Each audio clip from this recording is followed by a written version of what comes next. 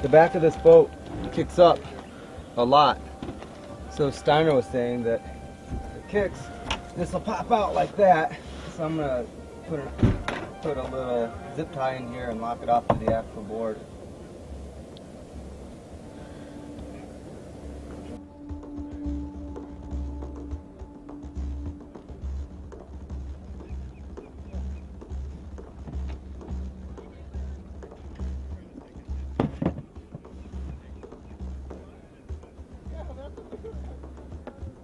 It depends on the time of day. Right now we're getting about 1.2 amps, which is pretty good considering it's time in the morning is at 8:15, 8:30. And then probably by 12:30, 1 o'clock we'll be getting 5 amps. Should be more than enough power. We can run 3 cameras, a laptop, probably a couple cell phone chargers and an iPod off of all that. And not really have to worry as long as it's this sunny. Now if we have a cloudy day, we might be sweating a little bit more, but a day like today, no problems.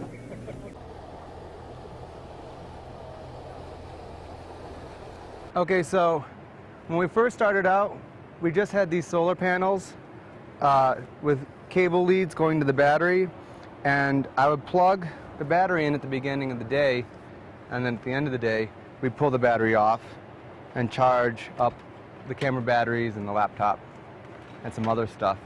But what was happening is that we didn't have enough charge in this battery to do everything. So we had to come up with a solution to be able to charge batteries up while they were on the boat. And we hadn't planned for that. Some of the electronics that we need to charge stuff up isn't waterproof. So I thought about it for a few days and really couldn't come up with anything workable. So then I asked Steiner, the boatman here, I explained the situation to him, none too well. But when he looked at the gear, he came up with the idea of sticking the battery charger in what's called an inverter, which takes the DC current, inverts it to AC current. So this is Steiner's seat, but it's also storage. And he suggested we put it in here. This is the B camera charger, this is the A camera charger, the inverter, lots of great gaff tape. These guys probably will charge this battery up in 2 or 3 hours and still charge the camera batteries while it's doing it.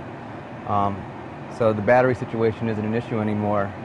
The other thing that we had to come up with was how to put the cable in here without having it pinched by the lid of the box.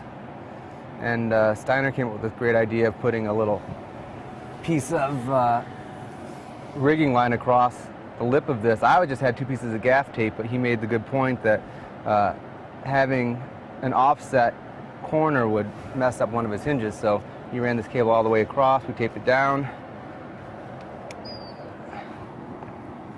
This can shut, won't pinch the cable, have an even distribution of force across all the way across.